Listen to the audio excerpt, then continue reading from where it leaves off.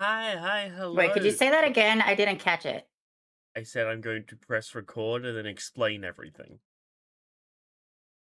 Okay, can you go back one more time? Could you just explain that one more time I'm going to for me? press record and then explain everything.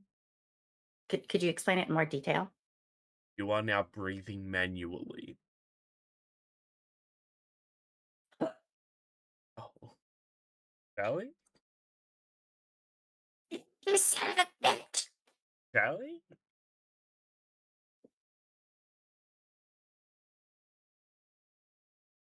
Well, she's dead. Hey, hi, hello. Welcome back to SCPs. Um, Today we're looking at SCP, was it 112-PT? This is what I did for my research, the Portugal uh, branch of SCPs, which I'm very interested. I think this is our first international one,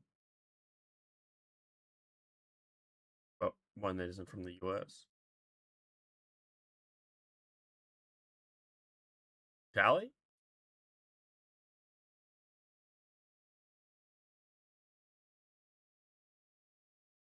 Uh, Sally?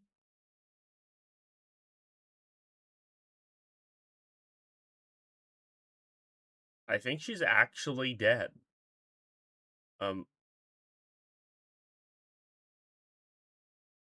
Sally? Oh no. Really? And what, mate?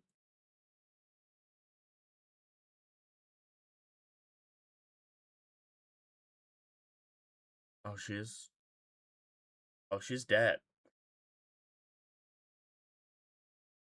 Um,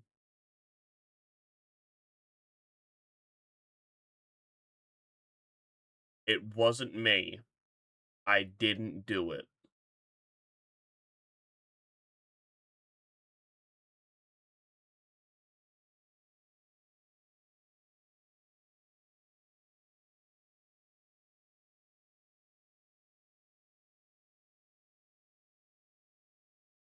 Callie, are we gonna start the video or? Yeah, I'm starting the video. You're just sitting here in silence. Bitch, I've been what? The bazaar descends into panic when the thief pulls out his long, curved dagger. Merchants scatter in every direction. Long curved and leans to the left. Like Just most like your middle daggers. finger. What? What? Their frantic shouts mixing with the sharp cries of children. The gleam of the steel glistens under the pale winter sun, capturing every gaze. It's 938 AD. I'm fucking sorry, but this one's called Santa Claus Bones. What the fuck is happening here? I thought this shit was Christmas. Why are people It's just a dying? different kind of Christmas. dead of winter, in a city that will one day be known as Istanbul, not Constantinople. The shopkeeper is frozen in terror for a moment, heart pounding. Oh, This isn't about personal vendettas or some drawn-out grudge. It's cold, calculated opportunism. The thief just noticed that this particular shopkeeper seemed to have the biggest stash of gold of anyone at the market, making him a prime target for this daring daylight robbery. Your money or your life, the thief growls, trying to sound as intimidating as possible. He has a you're not ragged doing a good scarf wrapped job. around his face, obscuring Not exactly doing a good job at being intimidating. Taylor, would you be intimidated by this man? I would make fun of his oddly rectangular head. Damn. everything but his dark, intense eyes, which betray him with a deep tiredness. He doesn't want to use this dagger, but he will if it comes to that. Everyone else around them is wondering what to do. Do they intervene and try to be heroes? Yes. Or just let this run its course? The thief is There's like, what, 40 people around? Just can jump him. Just jump Somebody him. take a falchion and chop his arm off. Yeah. Someone get a He's just holding it out there. someone get a gun. Gun always Someone beats use that sword. very highly accurate, like, satellite mounted laser Huh? that they had in 948 AD. I don't think they had those in 948 AD, Tally. Or guns! You don't know that. I've Thin and been. wiry. You've been to 948 AD? Yeah. We haven't? No. That's where I get all of my curved daggers. But looks like his build might be hiding a surprising strength. The thief grips the handle of the dagger a little tighter, trying to suppress the oncoming tremble. He can't lose face, not now. It's too important. Lucky for him, the shopkeeper relents, grabbing a bag full of gold from behind his merchandise and hands it to the thief. He nods, happy with his takings, and makes a run for it out of the bazaar, barging past stunned onlookers in the way. Stab Cut through someone. the crowd like predators Oh. stalking prey. Massive figures wrapped in flowing turbans, their scimitars drawn. He's escaped them before, but each time that escape feels just a little more narrow. The thief stows his dagger and runs and How? Wait, hold the fuck escape. on. feels Hold just on, a hold on, little hold more on, hold on. narrow.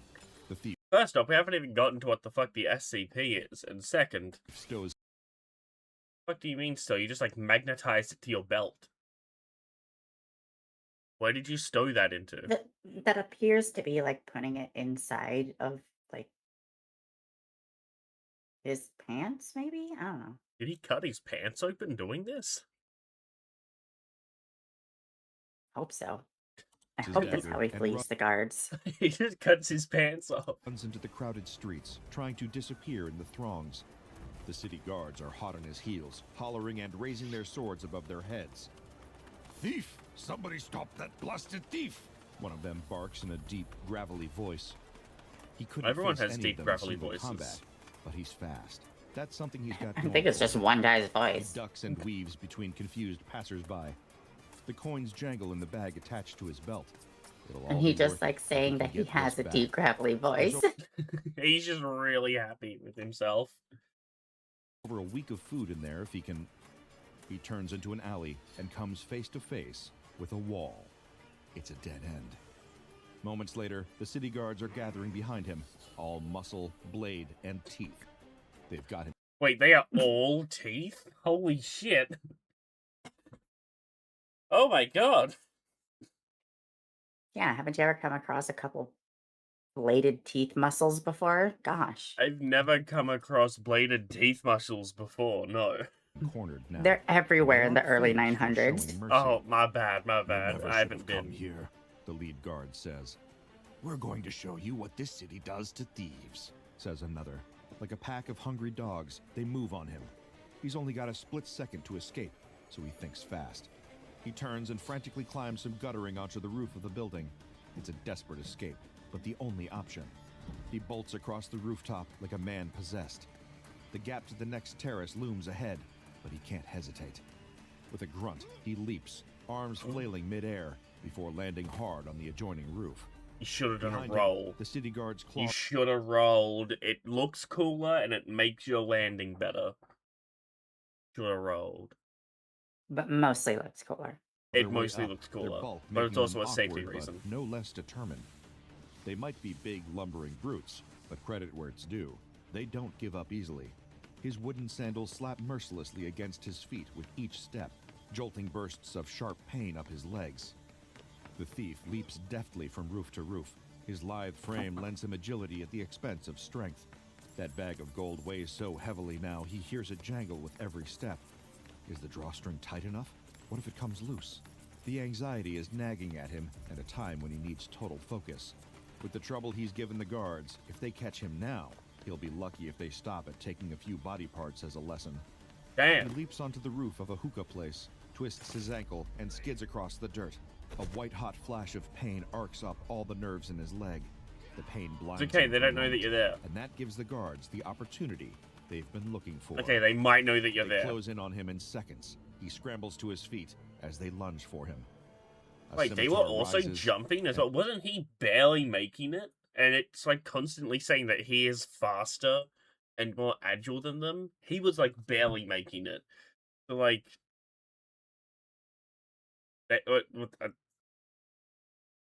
damn, how agile I are don't these thi- guys? I don't think this is. I don't think this is an SCP. I think this is just like the narrator's fanfic. falls. In that crucial split second, the thief twists his body just enough to evade the brunt of the blow, but not entirely. The edge of the scimitar slices through the bottom of his ill-gotten purse, and a harsh ripping sound fills the air. Gold coins erupt from the torn bag, scattering across the rooftop. Aww. No, no, no, no. But he doesn't have time to get the stolen gold back. If he spends another second on this rooftop, he's going to be hacked to pieces by the city guards. Instead, he spins on the ground and leaps off the side of the roof, disappearing into the crowd.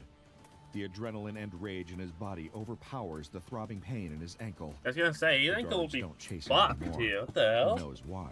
They're picking up the gold coins and dividing them amongst themselves.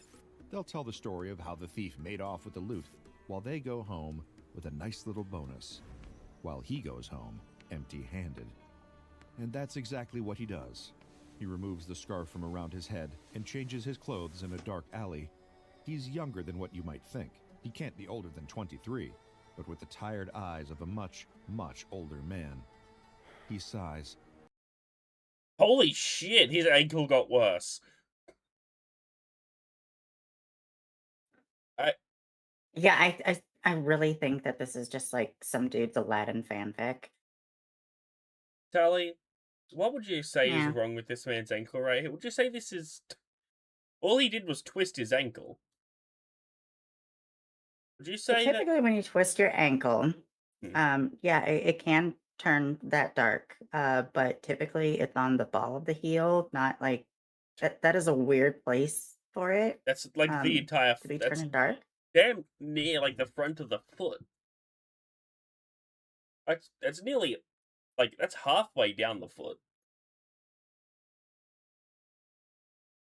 I mean, the size is correct. The positioning is off. Yeah.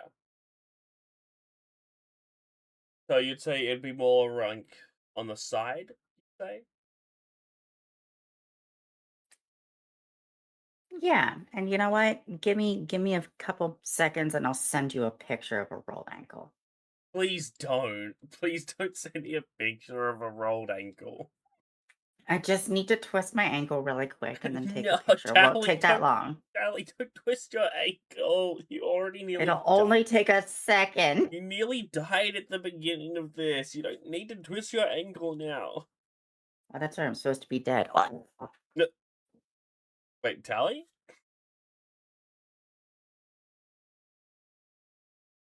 Fucking...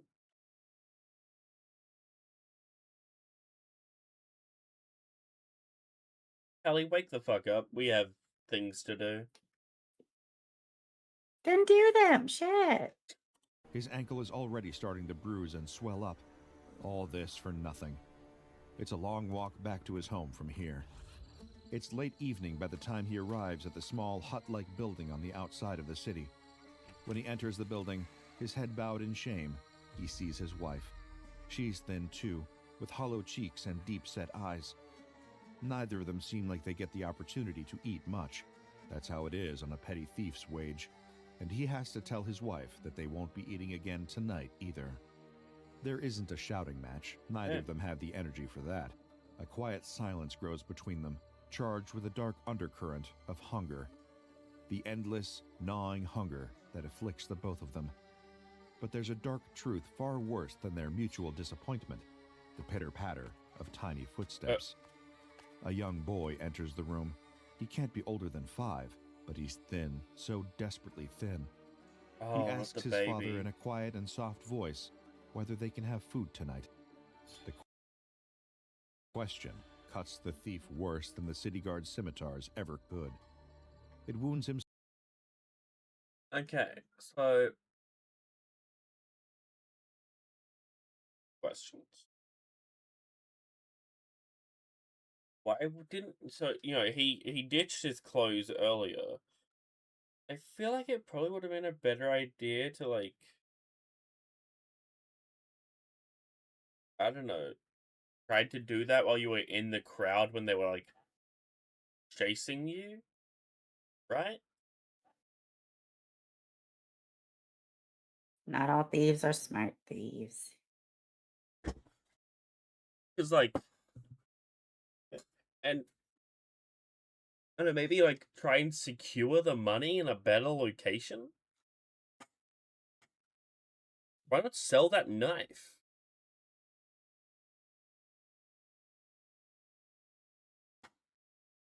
So These deeply, questions and more next time on he gets the sense it'll leave a SCP-112-PT. permanent scar. He's forced to tell his child, no, there won't be food tonight, but he'll try again tomorrow. He always tries his best, of course, but more and more, it seems that his best is not enough. The more of these jobs he fails, the more malnourished and tired he becomes. The more malnourished and tired he becomes, the more of these jobs he tends to fail. The pressure of his own failure soon becomes too much. He can't even look his wife and son in the eyes without wanting to break down in tears. Instead, he does what his father did all those years ago and leaves. Damn! Holy shit! Call that his Off into dad the like cold that. of the night. Yeah, It's starting to call him out snow. like that. Oh yes, it's December 25th. The year is almost at an end. And what does he have to show for it? He walks through the desolate streets of the city, feeling more alone than he ever has before.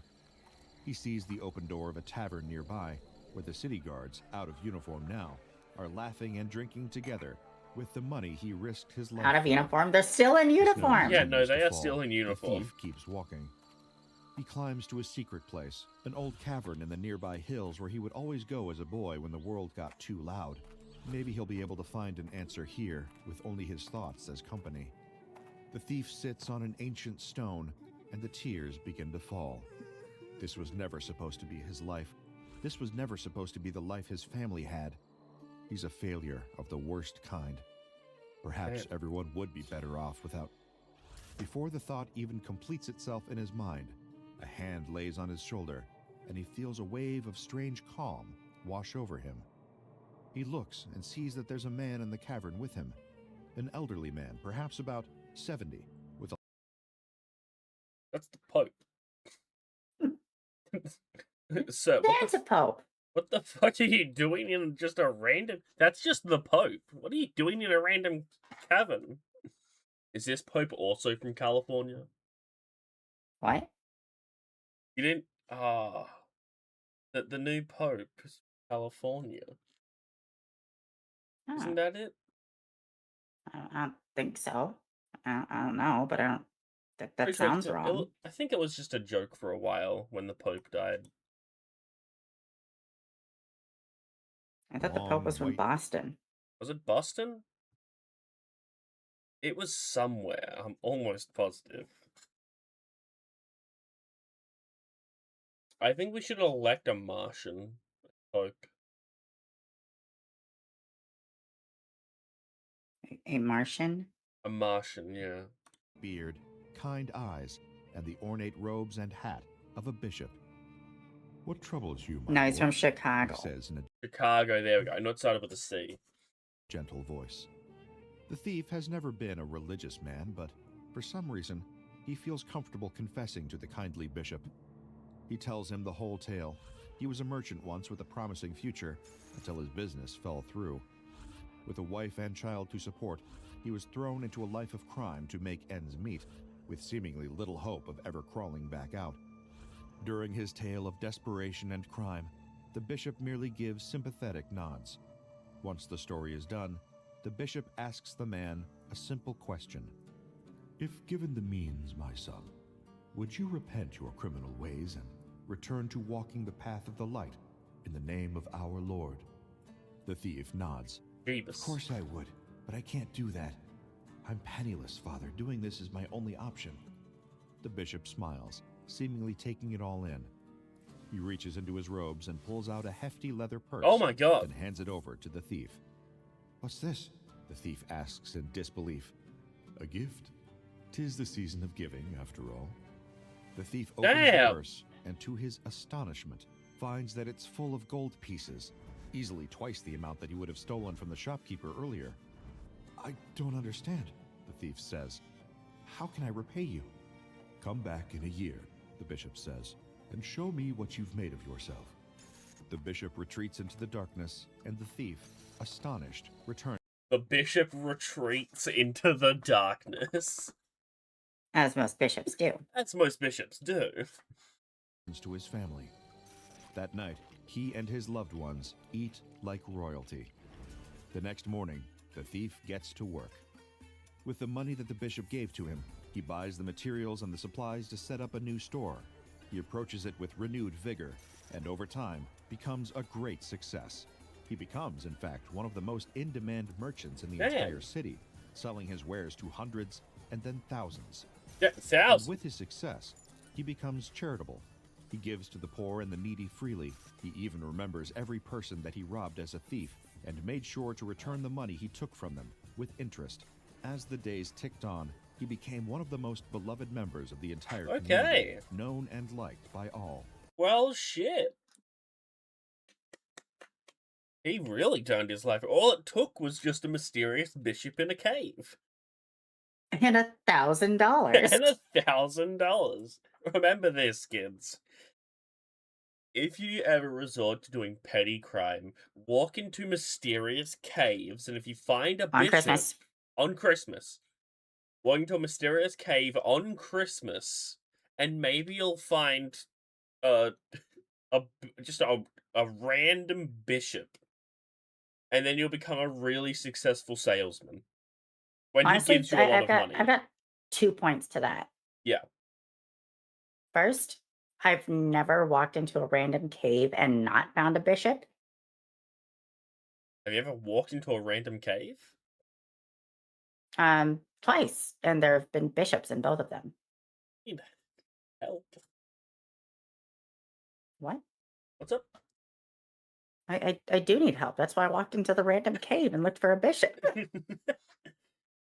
Okay, what's the second point? The second point was that neither of them were on Christmas, so they never gave me any money. Oh. Yeah, you gotta make sure that's on Christmas. He was no longer thin and malnourished, nor were his wife and child. His round cheeks bear a healthy glow, and his laugh lines are deep from always smiling. But in all his success, he never forgets the promise he made. On December 25th, exactly 1 year later, he begins the familiar, lonely trek up the snow-blanketed steps. Did he become now he Santa? walks as a plump, prosperous figure draped in fine clothes. He's so excited to show the kindly bishop everything he made of himself. Thanks to an act of generosity that the bishop had shown him, everything had changed for the better. But when he arrives, he finds the cavern empty. It doesn't look like anyone else has been here since last year, when he first spoke to the kindly bishop. It occurs to the former thief that... How do you tell if somebody's been in a cave? Footprints. The cave walls. What, did he expect there to be some new furnishings? Like Okay, but if some there plates was in the new, sink. if there was just a straight up house here now, that would be kind of funny. A church? Was he expecting a church? He's been here, so he lights a candle and ventures into the dark. It's empty, mostly, until he finds a heavy stone slab, moved slightly off-center from what appears to be some kind of tomb. With the strength of a man who has finally known true nourishment, he grips the edges of the slab and heaves it aside. He's astonished to see bones, very old bones, wearing the robes he'd seen on the bishop only a year before, ancient and rotted. They look like they've been here for hundreds and hundreds of years. So, who had he spoken to last year? Who had given him that life-changing gift? It Merry was Christmas, Happy Jeebus. Hanukkah, It was Jeebus. Harry Kwanzaa, and Freaky Festivus to us all. Did you say Freaky Festivus? Freaky Festivus, my dude. Freaky Festivus? You may be wondering why I'm reclining on a deck chair on this beautiful Brazilian beach. Yeah, I am. I thought we were in a cave on Christmas. No, he's wearing a lab coat on the beach, drinking what appears to be a pina colada. Fuck. Is this where we get the explanation as to what the fuck this SCP actually is? Mayhaps. Rather than lurking in the darkness of my usual office, it's because today we're doing things a little differently. I'm spending Christmas at a very special autonomous branch of the SCP Foundation based in Brazil. I speak, of course, of the Lucifona Foundation, formed in 1992 out of Brazilian members of the SCP Foundation and scholars of Academia Científica do Anomalo and Superintendência Brasileira do Paranormal. There's actually so much anomalous activity in Central and South America. I can't tell if that was right or I'm not. sorry. That just reminded me of when Brendan Lee Mulligan did the Australian Spanish teacher Oh thing. my fucking god, Sally.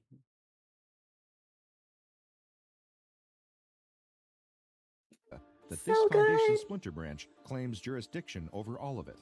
The group has its own charter, its own organizational structure, its own mobile task forces, thaumatological power systems, and secure containment facilities. It's thanks to their generosity and allowing me to explore their extensive files that I'm able to bring you the classified information regarding this particularly festive anomaly. SCP-112-PT, we do get the explanation, thank also God. known a little inelegantly Santa. as Santa Claus's bones, are the heavily decayed remains of a 4th century bishop believed to be the famous Saint Nicholas, the mythical figure who would inspire Santa Claus. Beavis. But these aren't just any dusty old bones of a long-deceased saint. These bones are capable of manifesting a seemingly physical spirit who appears to be a 70-year-old man with a long white beard and saintly robes. This being, designated SCP-112-PT-1, stays within the general vicinity of his mortal remains and typically dissipates within 2 hours of first appearing. In that time, however, he is a highly intelligent, articulate, and benevolent entity who displays a full knowledge of the life he led prior to death. He is also completely aware of the fact that he died, but has been able to live on as a spirit, according to his suggestion, by the grace of Jesus Christ. All things considered, it really shouldn't be very surprising that Saint Nicholas of Myra, also known as Nicholas the Wonder Maker, took on anomalous qualities after death. His long record of performing miraculous deeds in life is the very reason he got his sainthood in the first place. It was said that Saint Nicholas had the ability to quell storms by rebuking the raging sea. His kindness and generosity were legendary, giving up his own bags of gold to save men from prison and women from slavery. He was able to appear in the dreams of the Holy Roman Emperor Constantine, encouraging him to save several men who were sentenced to death, and be... This guy just seems OP as fuck. For like those 2 hours. What his KDA is? I don't think he has a KDA, Tally. It's Santa. Well, if he's so OP, then I mean, how would we know if he's OP if he hasn't done a few saint shankings? He's called Saint Nicholas, not Shank Nicholas. Tally. Do you think he shanked the original Saint Nicholas? I don't think so, no. I think he is the original. Oh, sad. being successful in doing so. Legends say that during a discussion about the Holy Trinity, he slapped another bishop across the face for not considering Jesus an equal part of the Trinity. The punishment for assaulting another man of the cloth was going to be severe, but an apparition of Jesus was said to have stepped in and saved St. Nicholas's hide. He's also... Damn.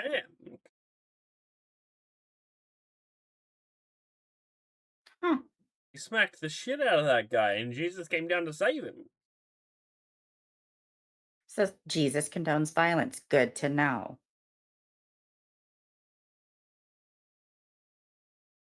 I mean, I'm sure there's parts of the Bible where he does, yeah. Doesn't he, like, flip tables at one point? Like, very violently, like, flips it. I forgot what the quote was. It's like, he flips a table because a bunch of people are, like, selling stuff inside of a church.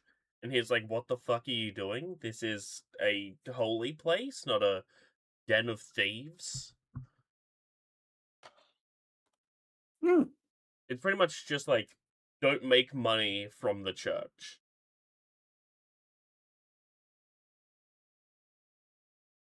Said to have been able to preserve If and I remember that right. I have not actually read the Bible.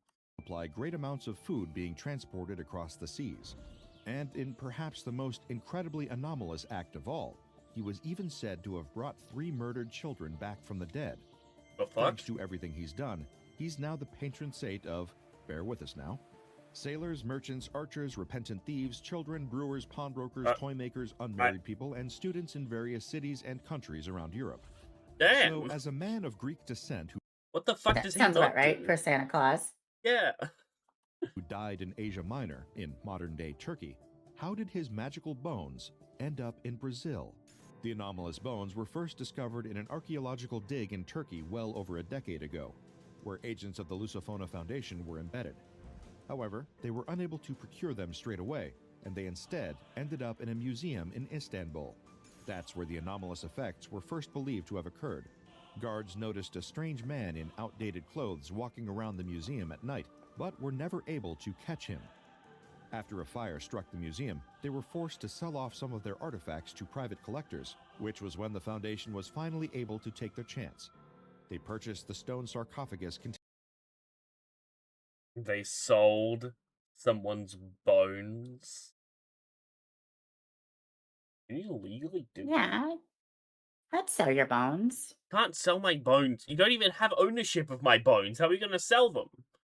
Not yet. The fuck do you mean, not yet? Not yet. the SCP-112-PT and transported it back to a containment facility back in Brazil, where its effects could be properly studied. St. Nicholas, as it turns out, is not shy about giving interviews. He was immediately forthcoming with information about his life with the leading researcher on the case, Dr. Cesar. He told Cesar that he'd been a bishop and a servant of Christ for the better part of his life, having been led into the faith by his equally religious family at an early age. He'd been a man who took great joy in charity and the giving of gifts. He believed that God himself had given him the opportunity to exist beyond his death in order to continue his good deeds for centuries to come. I mean, yeah, it sounds When about right. asked how he felt in his containment chamber, the generous saint admitted that, most of all, he felt a little bored.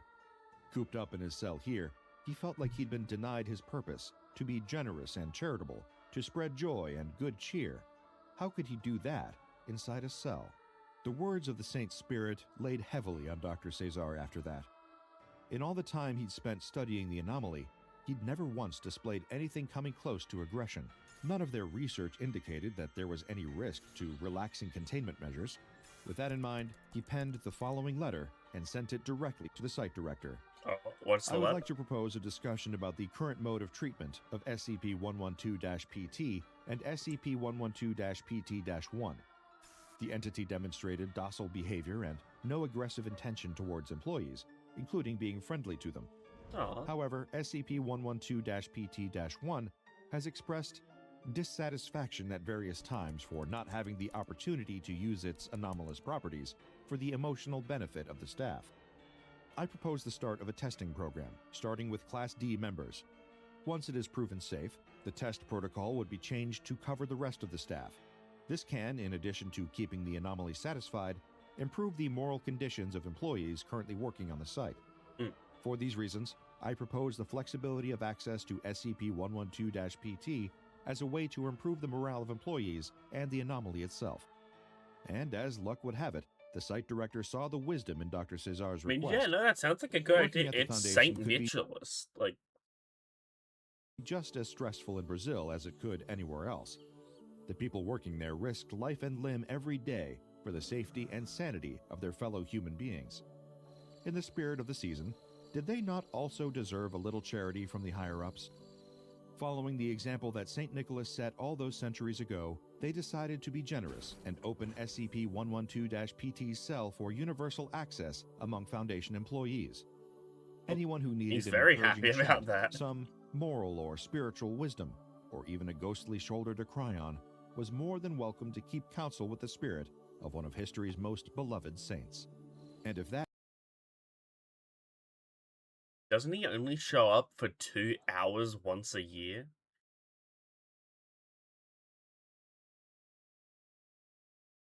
Is is that not what we were told earlier? Does he not show up for only 2 hours once a year?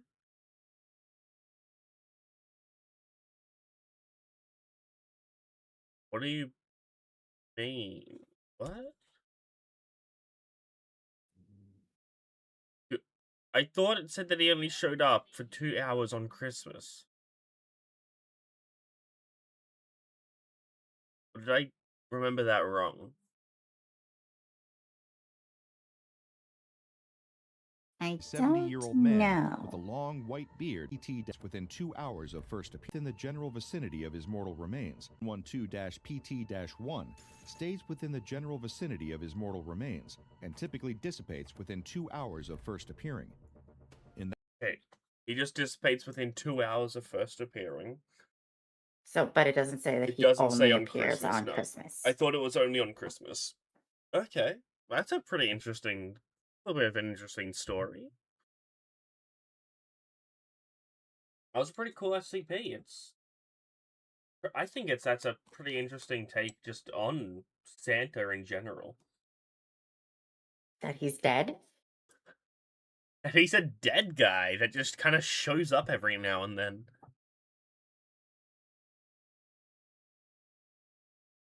Tally, do you have any final words?